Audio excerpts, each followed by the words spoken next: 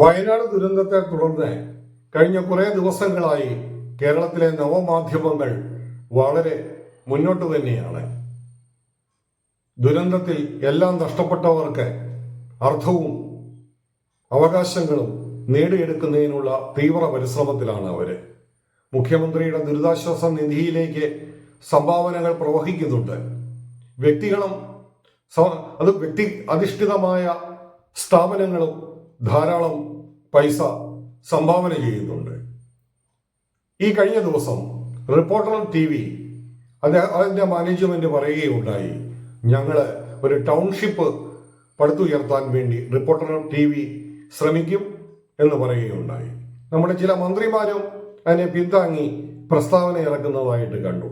എന്നാൽ എൻ്റെ വ്യക്തിപരമായ അഭിപ്രായത്തിൽ എല്ലാവരുടെയും നല്ല മനസ്സിന് നന്ദി പറയുന്നതിനോടൊപ്പം തന്നെ നമുക്ക് വേണ്ടത് വയനാട്ടിൻ്റെ പാരിസ്ഥിതിക സന്തുലിതാവസ്ഥ നഷ്ടപ്പെടാത്ത ഒരു വികസനമാണ്.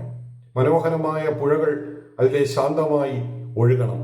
മനോഹരമായ തേയിലത്തോട്ടങ്ങൾ അവിടെ ഭംഗി ഉണർത്തി നിൽക്കണം. മനോഹരമായ ജീവികൾ അവിടെ നൃത്തമാടണം. ആ നൃത്തവും ആ സംഗീതവും ആ നൂപുരധ്വനികളും എല്ലാം കേട്ട് നമ്മുടെ കുട്ടികൾ പഠിക്കണം. അവിടെ വിദ്യാലയങ്ങൾ ഉയരണം. പാരിസ്ഥിതിക ചൈതന്യത്തിന്റെ മൂർത്തിമത് ഭാവമായി വയനാട് വീണ്ടും രൂപം കൊള്ളണം.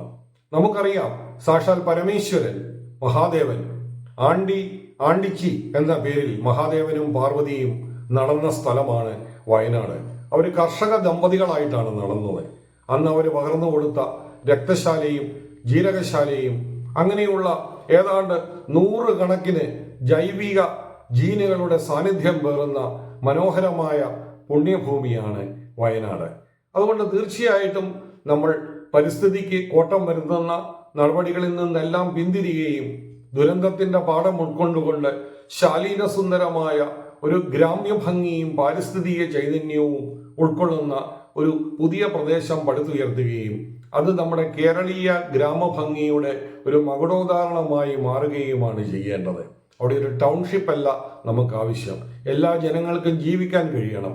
പരിസ്ഥിതിയെ നശിപ്പിക്കാത്ത, ജലവും മണ്ണും വെളിച്ചവും എല്ലാം സംരക്ഷിക്കപ്പെടുന്ന മനോഹരമായ ഒരു വിശ്വമാനവികതയുടെ ഒരു മനോഹരമായ ഒരു കൂട്ടായ്മ, ഒരു സ്നേഹത്തിന്റെ കൂട്ടായ്മ അവിടെ ഉയർകൊള്ളണം. അതുകൊണ്ട് തീർച്ചയായിട്ടും നമ്മുടെ വാർത്താ മാധ്യമങ്ങളും നമ്മുടെ ഗവൺമെന്റും വയനാടിന്റെ പുനഃസൃഷ്ടിക്ക് വേണ്ടി മുന്നോട്ട് പോകുമ്പോൾ തീർച്ചയായിട്ടും അവിടെ മനോഹരമായ ഒരു ഗ്രാമഭംഗിയുടെ കേദാരമായി അത് മാറട്ടെ എന്ന് നമുക്ക് ആശംസിക്കാം.